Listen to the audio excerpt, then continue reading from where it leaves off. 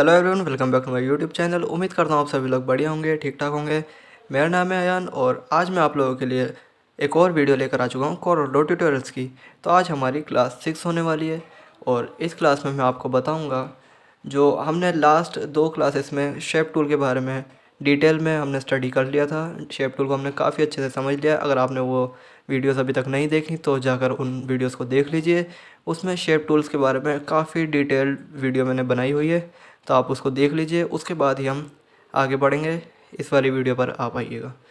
तो आज की वीडियो हम करने वाले हैं शेप टूल के अंदर जो ये बाकी सारे शेपिंग टूल्स हैं, इन सब को आज हम अच्छे से समझ लेंगे। तो इससे आपका ये जो शेप टूल का है पूरा ये काफ़ी अच्छे से क्लियर हो जाएगा। तो चलिए आज की वीडियो हम स्टार्ट करते हैं बिना किसी देरी के।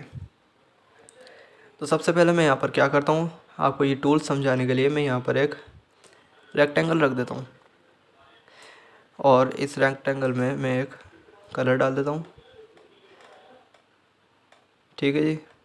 चलिए अब हम स्टार्ट करते हैं अपने टूल्स से।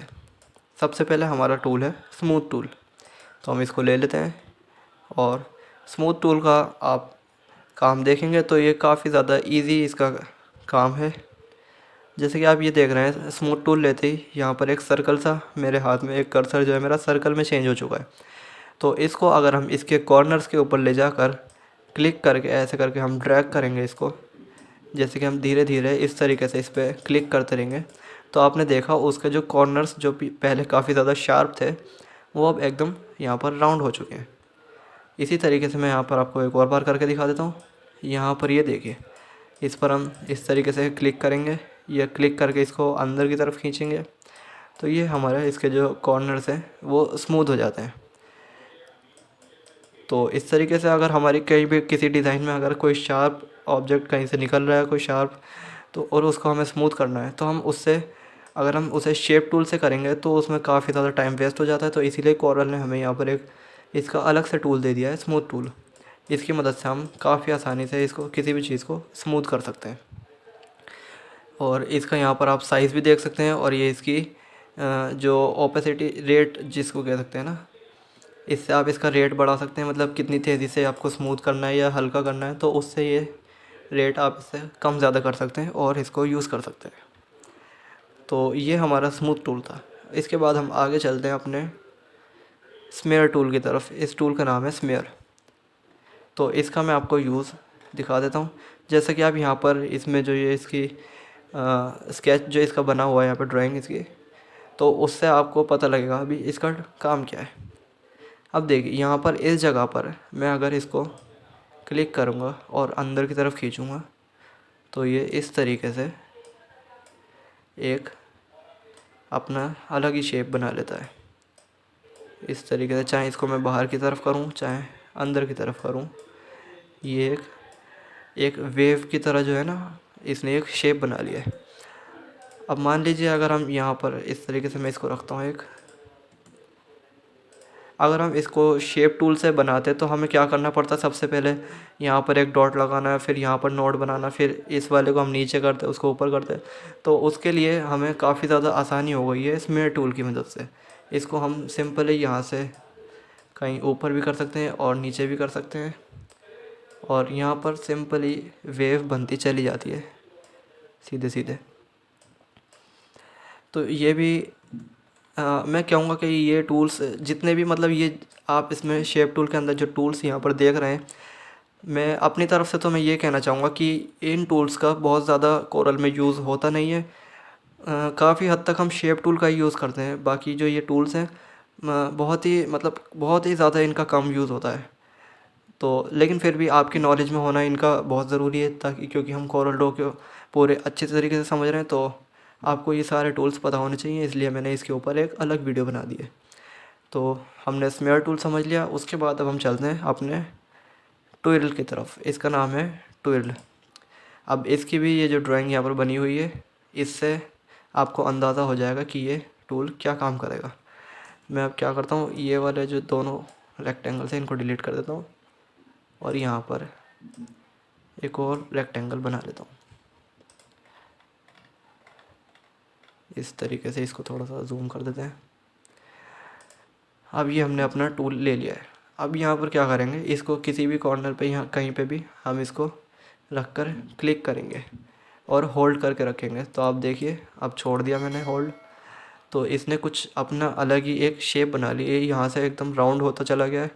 अभी हम इसको बीच में करके करेंगे, जैसे मैंने अभी क्लिक किया हुआ है तो ये बीच में काम नहीं करेगा।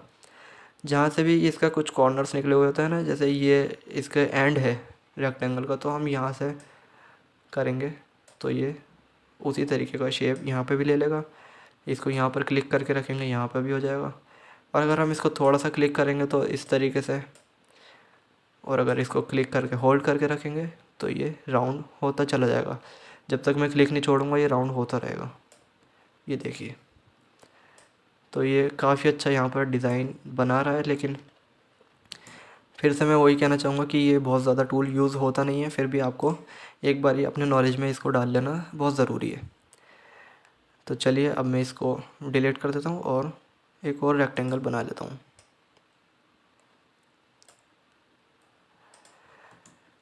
अब हम अपने दूसरे टूल की तरफ चलते हैं। ये है अट्रैक्ट एंड रिपेल। अब इसका काम मैं आपको बता दूँ, जैसा कि आप यहाँ पर देख रहे हैं इसकी एक मैग्नेट बनी हुई है। तो ये अपनी तरफ ना, जैसे कि ये जो मेरे हाथ में ये इस टाइम कर्सर है, ये जो राउंड कर्सर है, ये जो है ये अपनी तरफ ना इस शेप को अट्रैक्ट करता है। जैसे कि मैं अब यहाँ पर रख कर क्लिक करूँगा तो ये देखिए अभी मैंने होल्ड कर रखा है और ये इसने अपने तरफ इसको अट्रैक्ट कर लिया, इसको खींच लिया है। अब यहाँ पर रख के मैं करूँगा तो देखिए ये मतलब ऐसे अंदर की तरफ इतना नहीं करेगा। अब मैं इसको बाहर रख के करूँगा ना तो ये बाहर, आप इसको ऐसे करके खींच सकते हैं। तो ये हमारा टूल है अट्रैक्ट एंड रिपेल, इस तरीके से ही काम करता है। ठीक है जी, ये भी हमने समझ लिया। काफ़ी ज़्यादा इजी था, इसको समझना कोई मुश्किल काम नहीं है, और थोड़ा थोड़ा समझेंगे वही बेहतर रहेगा। अब इसके बाद हम चलते हैं अपने स्मज टूल की तरफ। तो स्मज टूल का आप देखिए, जैसे सब जो मैंने टूल्स अभी दिखा रहा था आपको, तो उसमें सबके जो कर्सर थे वो राउंड आ रहे थे। इसका कुछ ओवल शेप में आया है। अब इसका मैं आपको काम बता दूं, जैसा कि ये मेरे हाथ में इस टाइम ये है कर्सर, मैं इसको यहाँ पर रख कर एक क्लिक करूँगा तो ये देखिए अब ये ऐसे अंदर की तरफ को चला गया है। मैं इसको रख कर यहाँ से खींचूँगा तो ये एक तरह से एक इरेज़र का काम कर रहा है यहाँ पर, इस तरीके से। और अगर मैं इसको बाहर लेकर आता हूँ तो ये हमारा जो शेप है उसको इस तरीके से खींचकर बाहर भी लेकर आ जाता है। चाहे मैं इसको इस तरीके से लेकर आऊँ, चाहे अंदर की तरफ खींचूँ, तो ये अपना काम वैसे ही करेगा।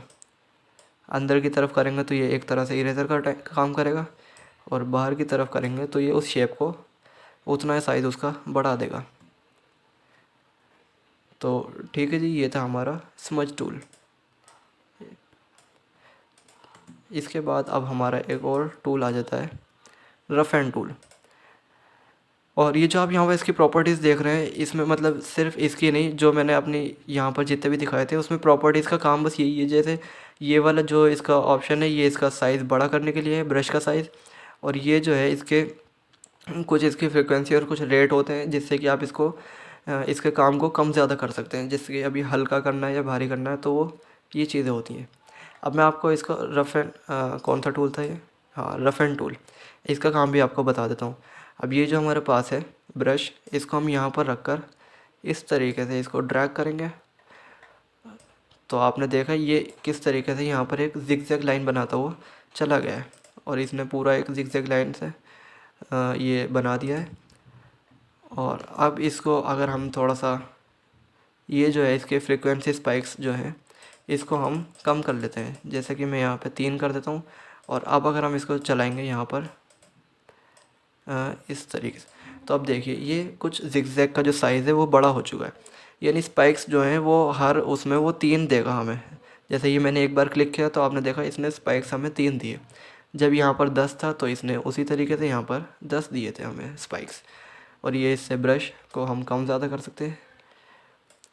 बाकी इसको आप एक बार ही अपनी तरफ से भी यूज़ करके देखिएगा कि ये किस तरीके से काम कर रहा है। इससे कुछ इस तरीके से शेप्स बन जाते हैं, और रफ़ एंड टूल इसी काम में आता है। तो आज हमने दोस्तों सारे ये जो शेप टूल के अंदर जितने भी टूल्स थे वो हमने काफ़ी अच्छे से सीख लिए। उम्मीद करता हूँ आपको भी अच्छे से समझ में आ गए होंगे। एक बार आप इसको प्रैक्टिस करेंगे तो काफ़ी अच्छे से आप इसको समझ लेंगे। तो उम्मीद करता हूँ आपको आज की वीडियो पसंद आई होगी। अगर वीडियो पसंद आई हो तो प्लीज़ लाइक कीजिएगा और चैनल को सब्सक्राइब करके बेल वाला आइकन भी दबा दीजिएगा। मिलते हैं नेक्स्ट वीडियो में, तब तक के लिए गुड बाय।